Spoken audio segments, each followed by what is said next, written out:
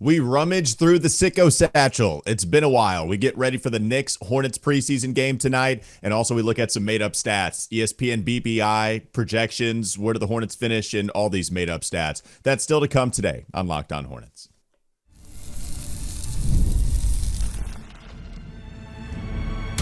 You are Locked On Hornets, your daily Charlotte Hornets podcast. Part of the Locked On Podcast Network, your team every day. In a minute, cuz we live.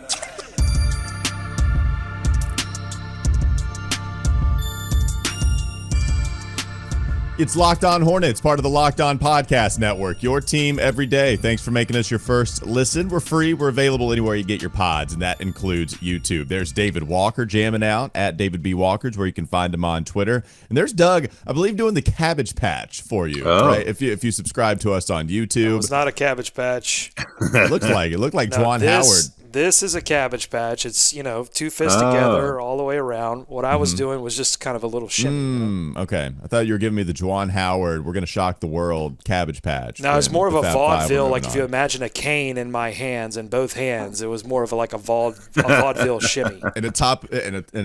Yeah. Tip of the cap to you. I love it. That's Doug Branson. Find him on his Substack, everyhornetsboxscore.com. And again, we appreciate you making us your first listen. It's been a while since we've gone through the Sicko Satchel and let the people speak for us. Trying to outsource some work Gotta here. Be full. Oh, man, it's got to be like Santa sack at Christmas time. So David is here. He's going to help us out. So that's somebody else doing our job. And also the listeners are doing our job. Doug, I love this plan. What you got for us today? So this is a good one, and this defines what it means to be a sicko, what it means to submit something to the Sicko Satchel. I'm not sure I've seen a question in quite a while that truly defines what it means to be a sicko, and it's from Turtle Master 4. And Sick it's name. If and when we make the playoffs, who would you want to face in the first round? I love it. Oh, my God. I love it. It's preseason expectations. It's everybody getting excited, and we're always dreaming about the playoffs, even though we've had no evidence to suggest that we are going to get anywhere near the playoffs. Turtle Master wants to know, not if we make the playoffs, but who we want to face. So, David, have you thought about this at all? Who would you like to face? I can honestly say I have not given any thought to this question, but I do love it. Yeah. All right, let's talk this out a little bit, right? So I'll set some scene for you. Okay, let's say they get it. Let's go with the most realistic option, which is they make the play-in and they kind of sneak in to the back door. So let's say 8th seed. Okay, so who do you want to face top seed wise in the Eastern Conference? What are the lesser? What's your lesser of like three evils? So I'll go first on this one if you need some time, David, or at least I'll put this one out. I mean, Philadelphia, if they could get to a top seed, if the Paul George Embiid experiment really does work. Now, we have hyperextension with Paul George. We don't know how long he's going to be out, but that's kind of the point with wanting Philadelphia is that they have some injury risk, especially with Joel Embiid. Yes, he destroys us when he's healthy. That's true. So maybe it is the worst. It's one of, if not the worst matchups possible for this team, even with Mark Williams back at the helm. And hopefully back at the helm. But maybe you run into the Joel Embiid injury thing in the first round. And, I'm pulling for Joel Embiid. Like, I really like him as a player. I want him to add some hardware to his resume just because I enjoyed watching him play basketball. I do. I think he's awesome. But, yeah, like the injury stuff might be there to where, all right, now they're a little less talented. And maybe, just maybe, you could squeak out a 6-game series instead of a 5. Yeah, I think the 6-game series is my goal here, guys, more so than absolutely winning the series outright. Yeah, so unfortunately, there are no back-to-backs in the playoffs, right? So he would, in theory, be playing every game. That is Joel Embiid. I had actually forgotten about Paul George, although it did hyperextend a knee the other night, but probably will be okay by the playoffs. I'm going to take a little bit of a swerve here. I'm going to go with familiar territory for someone on the bench. I'm going to go with a possibility of another big man perhaps getting injured. But I'm going with the Boston Celtics, guys. Wow. It sounds insane. It does. I was in the house last year when the Hornets with LaMelo and Mark and a Miles Bridges and Mark Williams and a Miles Bridges big shot did take one off the Celtics. I think you can still use that Jason Tatum quote for some motivation, just repost that again, play that on a loop in the locker room. There's no right answer here because they're all bad choices. But I think if you're going with one, you go with one with a little, maybe a little smaller lineup. Maybe Grant Williams goes in there, does some crazy Draymond Green stuff, mixes stuff up, You got to get wacky. I'm going to go with that one. And then I'm just going to say, like, the Celtics they're going to be infighting all year because they can't decide who the best player is. You have zero chance of winning I don't know if you can win a quarter against the Boston Celtics if it's an 8-1 matchup. Right now, they're 4-0 in the preseason. They have a point differential of plus 21. Like, they are going to. Good. They're a good team. They're going to mow this season as long as they stay healthy. I agree with Philadelphia. I would throw in, I think the Knicks, if they were to sneak in and get a 1 seed, which is possible, could be maybe a slightly better matchup. But the way they play physically, they'll play them tonight, by the way. So we'll get another look at the Knicks. Milwaukee, that could get interesting. Milwaukee's the one that I thought of, just pure matchup stuff, because we've had success, weirdly enough, against them. And the only thing is, you don't have PJ to guard Giannis anymore, though. That's true. That is true. But the idea of Milwaukee would be if they get to a 1 seed, because we're banking on the Hornets to get to an 8. I guess maybe in a 7-2 scenario, just because I don't think Milwaukee's going to get the 1. I think that's pretty reserved for Boston. So, if you're going 7, that's where Philadelphia comes in. That's where Milwaukee comes in. And maybe Damian Lillard just goes real cold because we saw him start to descend last year. And that would be and also the other thing, Charles Lee knows a little bit about the Milwaukee Bucks and that system. So maybe that's the play. Secret intel. Yeah. Same thing with the Celtics, I guess. Yeah. Except all everyone knows about them is that they're right. A super beast, and you're not going to get by them. All right, let me get a few comments in here, and then one more question. So, Out of Time saying we should develop a lineup with Salon at the 5. He is one big man. And then Spooky G saying, I've slowly been starting to fall in love with this iteration of the Hornets. I don't feel like we have much of a weakness in the starting lineup, and everyone is still young. With that being said, is this core genuinely good enough to win a playoff series? Because I really don't think it is. Walker, is there a weakness in the starting lineup, and are they good enough right now to win a playoff series? Let me answer the latter first. I love this question because this really starts to get down to if it's all worth it. And yes, I do believe it's worth it. I do think if you're thinking of the core as LaMelo Ball, Brandon Miller, Mark Williams, with some versatility, flexibility in what you want to do with Miles Bridges and some of the other guys, then yeah, I think that the core of BMW, along with Miles Bridges being in there, I think that's a good enough core within the next 2 to 3 years, right? Because that's the question. It's not, are they good enough to make the playoffs now? Are they good enough to make the playoffs and then win a series the next season or so, within the next 2 seasons with this young core? And that I do believe in. Like, if this is what you want to roll with going forward, I'm all in. Now, we have to answer some of those questions, of course, but yes, I'm all in. What was the other question? The first part of the Sicko Satchel comment? Weakness in the lineup. So, I mean, it's funny. You got 3-point shooting. I actually feel good about the shooting. The backcourt all over the place. Rim protection. Health is an easy, low-hanging fruit answer to go to. That's kind of a weakness with the starting 5, with Mark and LaMelo Ball especially. I think maybe the weaknesses would be, I don't know. Maybe there's not like an outright weakness. Oh my God, you're crazy. I love it. I've got a few, but I'll toss it to David first, and I'll give you a couple of weaknesses. Yeah. I mean, I think that 2 guard, if you're not saying Brandon Miller is your starting shooting guard, is a bit of an issue, I guess. I mean, of course, the depth at center, I think, is going to be something we watch out for all season. Those would be my main 2. I feel pretty good about that core. I think they need somebody to step up and be special if you're going to count on them, sneaking up on someone, just getting hot in a 7-game series. So whether it's LaMelo, whether it's Brandon Miller, somebody's got to take that next step to be on the level of, make noise like a Halliburton or an Anthony Edwards or something like that. For that to happen this year. Now, you play it out a couple years down the road, they keep developing and add a few more pieces. I think that's what they're banking on. They have to at this point. But health is a big thing. For me, as far as winning a playoff series. Yeah, 2 big weaknesses in the starting lineup right now. One is shooting, honestly. I think that Josh Green is a question mark. Mark Williams is not there's no question mark. He's might shoot a few this season, but he is not a shooting big. And then Miles Bridges, his three-point shooting has been inconsistent at best. And so if all of those things fall into place, and you've got Brandon Miller and LaMelo Ball who can counteract some of that because of how accurate they are in the volume of three-point shots that they take, but they're not going to spread the floor like other teams. So I think that is a weakness. And then the second weakness is physicality. I mean, and this is just based on evidence that I've seen from this team in the past few seasons. Maybe Lee can get something out of them that they so far have not shown an ability for, which is to, really hit somebody, be a force on the defensive boards.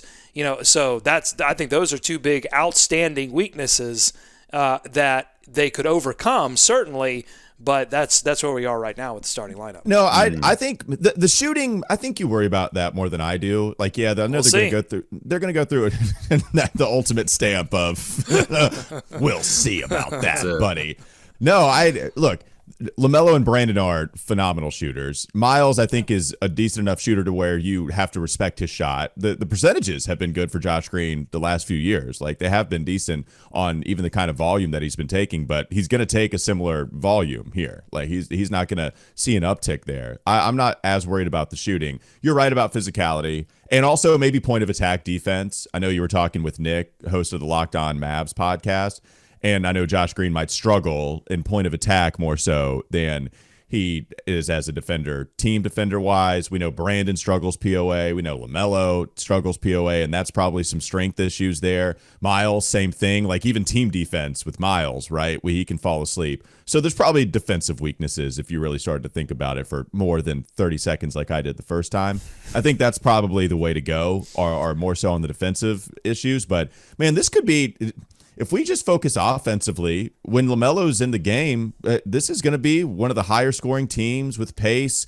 If the shooting is for real, right? Yeah. And especially if everybody just shoots the same percentage that they did last year. How about that? If Green gives me what he gave me, if Miles Bridges gives me 35%, if LaMelo gives me 37, 38 on volume, and Brandon, I would expect an uptick, but whatever. Like, that's a lot of shooters you have to respect. So I would expect this to be one of the better offensive teams in all the NBA. I just think defensively, that's where you do have some weaknesses for sure. Yeah, and I hope some of the practice stuff really pays off for them in the physicality, because this year you'll have a full year of Grant Williams. You'll have Tijon Solon, who, when he practices with this team, by all accounts is going to bring it, right? He's going to be hitting people inside. And then you've also got Taj Gibson, who, yes, is older, who may not practice every time out, but I think he brings a philosophy just from his days of being in the league and in the NBA. So I think that's something Charles Lee is going to try to instill with them, instill in them during practice, right? And just a mindset of continuing to go and continuing to impose their will on other teams. So, yeah, big question mark, Doug, but I look for an uptick in that hopefully this year. And, of course, with Mark Williams being back on the floor healthy, that will help. All right, let's move on. I believe we have some more questions. Is that right, Doug? Do you want to go through the Satchel a little bit more? Sure. If you listen, If you want to rummage, I will rummage. Oh, man. I love a good Sicko Satchel show. Coming up next on the Locked On Hornets podcast. Bees everywhere! You tell us. I don't know what questions you have in the bag. Doug did not share with us the question that he has in the Sicko Satchel. So we'll get to those, plus ESPN BPI. And also we got some practice facility talk here in the Queen City. That's all still to come on LOH. This episode is brought to you by Game Time. Game Time? Game Time has a new feature called Game Time Picks that makes getting tickets to see your favorite teams play live even easier. Game Time Picks filters out all the fluff to show you only incredible deals on great seats, so you don't have to waste time searching through thousands of tickets. Plus, there are plenty of perks with Game Time. Game Time Picks makes it easier to save more on sports, concerts, comedy, theater, even more. They have all-in pricing. This feature shows the total up front with no surprise fees at checkout. They give you seat views, the lowest price guarantee, plus Game Time ticket coverage. Your purchase is covered with the most flexible customer service policy in the ticketing industry. Take the guesswork out of buying tickets with Game Time. Download the Game Time app, create an account, use code LOCKEDONNBA for $20 off your first purchase. Terms apply. Again, create an account, redeem code LOCKEDONNBA. Locked On NBA for $20 off. Download Game Time today. What time is it? Game time? Game time. More Locked On Hornets ahead. It's almost Halloween. We have our little treat bag. It's one of those little jack-o'-lantern things that I used to have as a kid. Classic little Halloween bag. Trick or treat. Rummage away, Doug. What we got? Well, before we rummage, I've got a little stat for you based on our last conversation. We were talking about shooting. Yeah, the last time that this team had a top 10 offense was in 21-22. Last Borrego year, they go to the play-in, they get smoked, right? And that's LaMelo All-Star year, right? Right. That's what sort of set in motion the Borrego firing and because they wanted to balance defense and offense. But this is the last time they had a top 10 offense. I'm just going to read this off. 3-point percentage and what their percentiles were. Ishmith was in the 99th percentile with 48% from three. Yes. Not on high volume. You don't say. Isaiah Thomas in 17 games was 43% from three, 91st percentile. LaMelo Ball, 40% in the 85th percentile. Cody Martin, that was his career year from three, played in 71 games, started 11 of them, 39% from three, 76th percentile. Gordon Hayward in 49 games played, 39% from three, 75th percentile. Jalen McDaniels, 39% from three, 75th percentile. PJ Washington was 37% from three, 71st percentile. And then Kelly Oubre, 58th percentile at 37%. So that's like a ton of guys that were shooting over 37% from three. That's the last time they had a top 10 offense. Yeah, and that's a good stat. I think a lot of those came at different times, so I wonder, even if this is an all-year encompassing stat, Kelly Oubre, remember, it was the second half of that season that he caught fire. The first half, I don't believe he was shooting very well. Cody Martin, on the flip, the first half of that season, that's where he was leading the league in three-point percentage with the minimum amount taken. And then in the second half, that's when Cody Martin started to fall off. Can you get some consistency surrounding all of this? I do believe you have four guys on the starting lineup that have a capability of shooting 36 or above. Josh Green has reached that mark all but the last 3 years. I think he was 35 2 years ago or 3 years ago. Miles has that ability. But then Grant off of the bench, Grant Williams, I feel very good about the shooting that he could provide as well. So now when we're starting to go outside the starting lineup, I think you got some guys that can come in and help you out. Micic, man, not their game, but yeah, man, like I think it's there, but you're right. It's not a foregone conclusion. As you said, we'll see how it goes beyond the arc. What else you got for us there, Doug? Okay, let's go back to the Satchel. Alexander TB6 just comments playoffs, period. Okay. Is it yes? Playoffs. Thumbs up for play. I love the playoffs. All right, we'll end on this one from Mr. Skullman40. If Micic ends up traded from the team, does this open up more opportunity for KJ Simpson or Nick Smith Jr., or does it just mean that many more minutes for Trey Mann? David? Well, you have seen Trey and Micic playing together some. I think Trey has made his case in this preseason for minutes regardless of what happens. But, Micic, I think that would be tough for them to keep. I don't know. I'm not sure KJ Simpson has made his mark just yet. Nick Smith Jr. hasn't played at all. So, I think Micic is still a security blanket for this team as far as backup point guard minutes. I think it probably just opens up the door more for Trey Mann. It's going to come down to who Charles Lee trusts the most. And if you're trying to trust a rookie that was drafted in the second round or Nick Smith Jr., who, again, they gave a lot of responsibility to in the summer league session, and I'm just not sure how that's going to translate, especially with this injury that he suffered early on in camp. Doesn't seem to be one that's going to bother him as we move on, so hopefully Nick Smith Jr.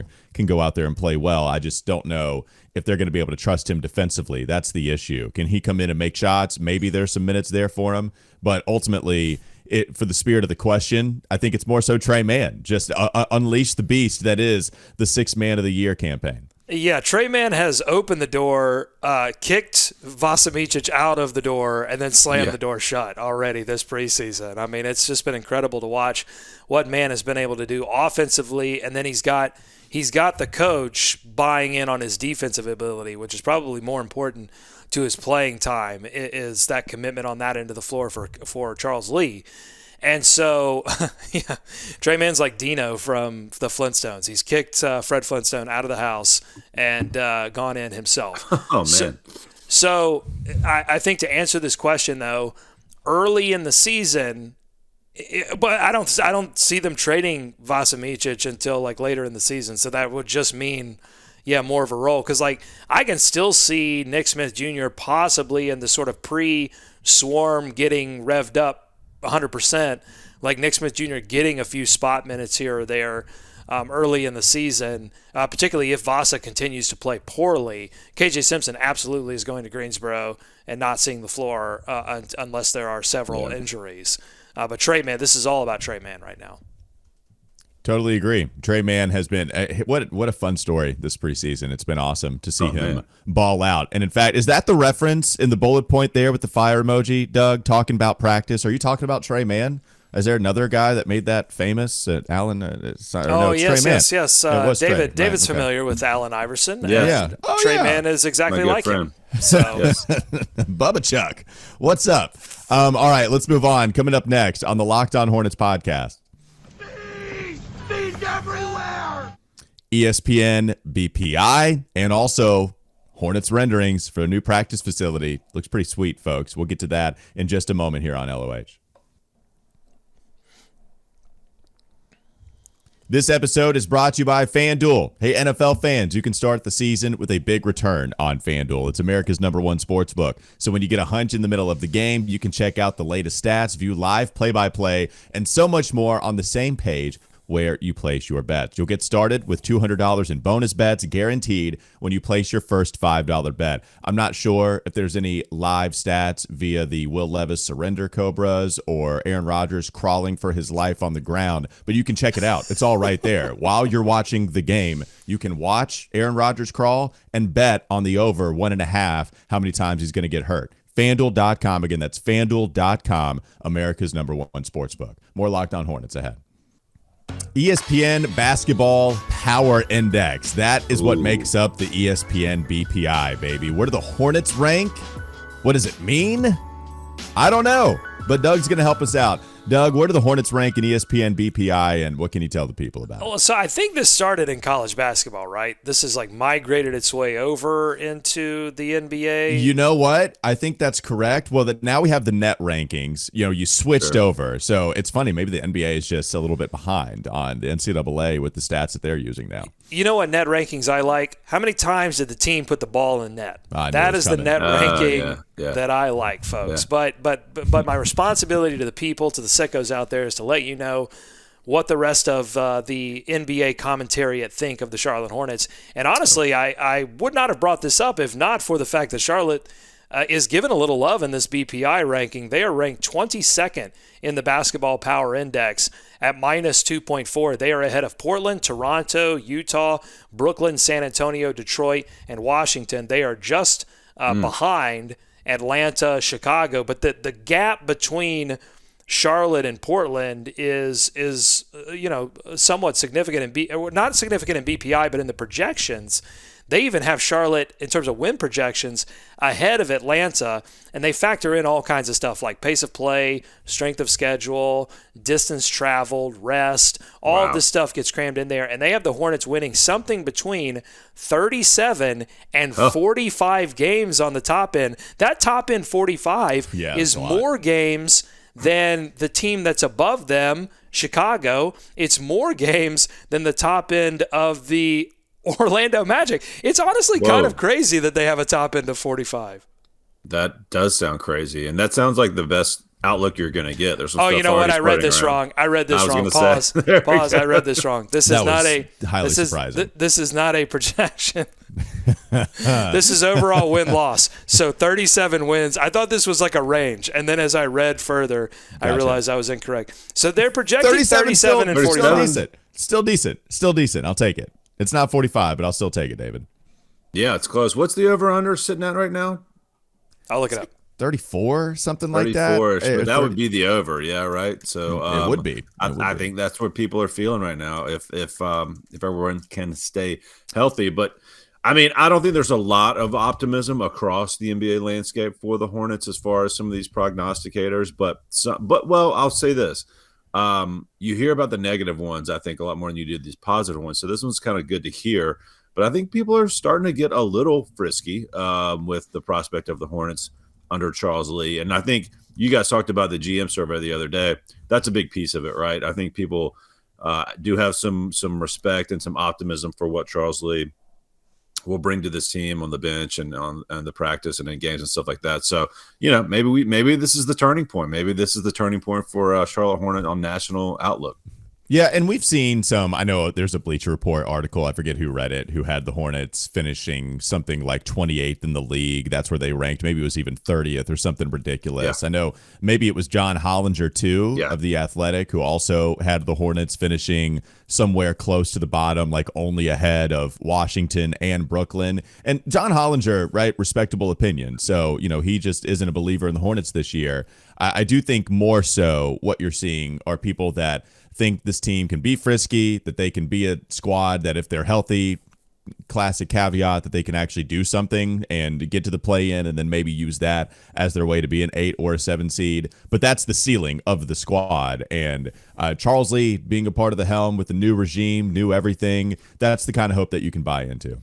Well, and honestly, going back to that first conversation about shooting, they don't need all of the same shooting that they had when they were a top 10 offense if they just play a little defense. Like, that team had to shoot that well in order to accomplish the things that they accomplished because they played zero defense. And so, it can be a balance. Maybe they don't need all of that shooting. So just to kind of run through this, they have the Hornets at a 7% chance of winning the division, but a 34% chance of playoffs. And that's right there in line with Atlanta, and then huge drop-off to Toronto at 13.9% and Brooklyn at 12.6%. So that's where the gulf is. Charlotte, Atlanta, Chicago sitting in that kind of like, are they a play-in? Maybe, maybe not. Yeah. And then and then Toronto, Brooklyn, Utah, Portland, San Antonio, Detroit, Washington. That's your tank squad. So the Hornets and Locked On NBA did a good job of reflecting this, like lifting the Hornets out of basement dweller and into this realm of will they, won't they compete for a play-in kind of middle class atmosphere. And I think that's where the Hornets firmly sit right now. Well, it's going to be fascinating to me as this season plays on, guys, because the draft next year is pretty loaded, and you're going to have teams trying to get in position to get some of those high picks. And so, like, maybe some of this plays out that way in the favor of the Hornets, how they decide to play out the end of their season after the All-Star break. We just don't know. Like, it's going to be a lot of jockeying, I think. I mean, the Spurs one is kind of fascinating to me because, I mean, you do hear – I've heard a little bit of, Spurs with Wemby, Chris Paul, like making a little jump there. Of course, they could use as draft picks as well, but like I just think it's going to be crazy to see how this plays out with the talent coming in this draft. Yeah, I mean, I think the Hornets should compete hard for a playoff spot because I do think that getting any kind of postseason experience for Brandon Miller and LaMelo Ball as soon as possible is vital to this team's future success. But it is nice that the Hornets do have some flexibility because there are teams that they are situated around that don't have that same flexibility because maybe they don't own their first-round pick or maybe it would just be difficult for them to move deals. The Hornets both own – well, they would own it if they got into the lottery, and they have pieces in Vasa Micic and Nick Richards. Like, they can get bad if they so choose. Not all teams are lucky enough to have that option. And so, if you trust Jeff Peterson, then the Hornets are in a great position. Yeah, and even with the picks, if they want to get real good, they could do that. They could trade some of the picks if they really wanted to go for it this year. Like, do you find yourself in a surprising position and then decide to go for it? Again, you'd lose your first-round pick. That's the caveat here. That's a big one. And I don't know if they're ready to do that. I know most people, I think, would be okay to get to the postseason, even if it meant sacrificing your first-round pick in this year's draft. But with this class being such a strong unit, I'm not sure the Hornets would love giving that up to, get to the play-in and then even losing. Like, if you get to the play-in and you still get your pick even if you lose, so maybe that's the perfect scenario. But if you lose even 4 games in the playoff, like that's the real question. I would value that. Reaching the playoffs, I would value it. But I know Jeff Peterson would like to have that first-round pick. All right, that'll do it. Thanks for oh, no, we got to get to renovations. Real quickly. Let's give a quick update there, Doug. What you got for us? So they showed some renderings, as you mentioned, of the practice facility. It will be across from the Spectrum Center in Uptown Charlotte. It is fancy schmancy. It looks awesome.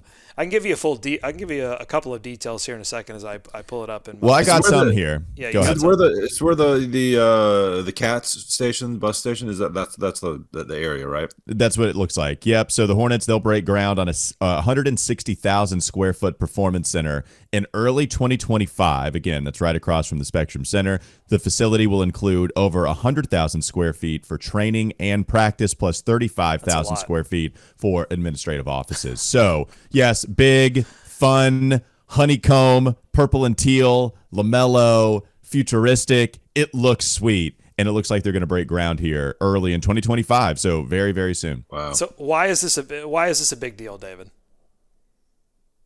Oh. Well, I think the Hornets or downtown Charlotte.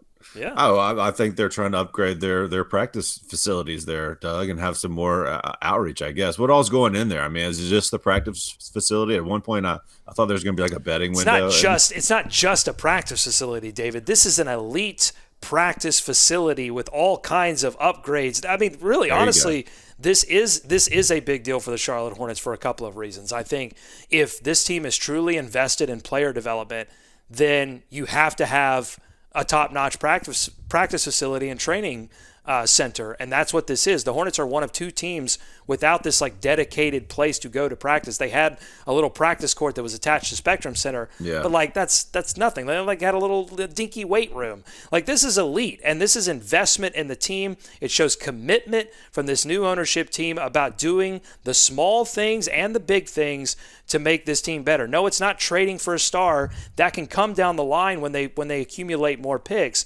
But you've got to have an attractive franchise that when you do trade for that disgruntled star that's on the last year of a deal, that they could come and be impressed with the facilities and say, oh, this is somewhere where I can actually become a better basketball player, which is, in today's NBA, the driving force that makes players stay. It's not, oh, I want to go. They can always go to LA. They can always market themselves online in any city. Where can I best become the most fullest, idea of the player that I think I am? You can only do that if you're with a franchise that is willing to invest the money into making you that player. And so that's what this means. I'm like super excited about this practice facility. Yeah, why'd you ask me? You have the guest. You had the answer. Yeah, that's right. He did. He was ready to go off on it, and he just wanted to hear your opinion first. But no, here's some more information just real quickly. So the project, it was approved by the city in March, and the Hornets will fully fund any cost exceeding the $30 million that the city provided for the project. That's part of a larger city funding package that included a multi-year $245 million renovation to the Spectrum Center, $275 million in total public funding there. So the first phases of renovations, we know it's going to take place in early 2025. It's expected to be complete around 2026 or 2027, the NBA season. It's going to be expected to be open for that 26-2027 NBA season. So really cool stuff. It looks great. I know you're asking what else is it going to be. Looks like maybe even a tiny bit of an entertainment center too, where you have up at the top, you got some lounging, at least in the renderings. It looked like a rooftop bar where people can go hang out there. I'm not sure if that's for us, the public. I'm not sure what the access is.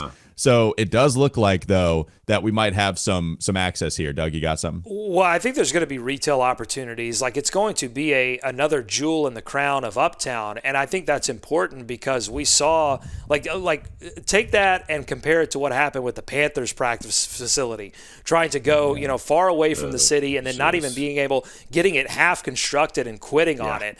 Like this is the Hornets saying, no, we are an Uptown team. We're going to put all of our facilities here and make it easier access for fans. And I'll tell you another thing.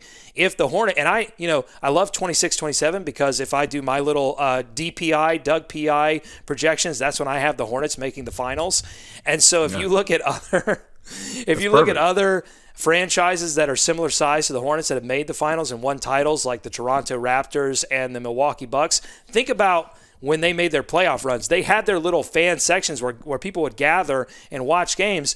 The Hornets don't really right now have that sort of natural gathering space. There is that little area that's kind of like where the I think it's where the fan shop used to be, down those big stairs at the Spectrum Center that's right across from the bus center. They haven't really figured out what to do with that thing. Well, but because they haven't won anything. Like, you can't do anything if you don't win anything, right? So that could have been it. But they could really do something excellent in that space. If they could take that whole... Yeah. When the Hornets go to the finals. If they could take that whole area over, that combined corner, that street, and just make that an area where there's stuff going on outside. Like, you look at this, a lot of places like Dallas has a place like that. You see the one in Toronto where they always gather outside. That's a great point. And LA, of course, has like LA Live and all that stuff out there. So like they could really turn this into some more stuff pregame, postgame, and just make it more of a scene down there, and a little more walk up friendly, and have some choices for some things to do down there. That'd be cool. Yeah. But the big takeaway here is that you don't do all of this. Well, first of all, I mean, this whole thing is hinged on the fact that they have like a long-term deal to stay in Charlotte. But you don't do this, you don't make this investment unless you're serious about turning this franchise into a winner in a way that just did not exist with the previous ownership group. Yeah, final update here for me. We were looking at how public it's going to be. There will be a 2,500 square foot. There will be also 2,500 square feet of ground level retail space and a public plaza on the corner of Caldwell and 5th Streets. So you have that as well. Boom. Yeah, get to hang out a little bit over there. That'd be cool. The drawings look crazy. It looks like we are upgrading more so, with the Spectrum Center having been built, quite a long time ago in sports arena space, with Bank of America Stadium being basically a concrete jungle over there, and that's about it. So now that we have something that looks like it's appropriate for the sweet arenas of today. I know it's not an arena. I get it. They're going with the renovations of Spectrum Center, but it is cool to have that here in the city. That'll do it for real this time on Locked On Hornets. Thanks for making us your first listen. David Walker joining us every week. You can follow him on Twitter at David B. Walker. And there's Doug Branson. His Substack is everyhornetsboxscore.com. I'm Walker Mail. Listen to me on WFNZ every weekday from 12 to 3 p.m. Have a great rest of your day. We'll be back with you tomorrow.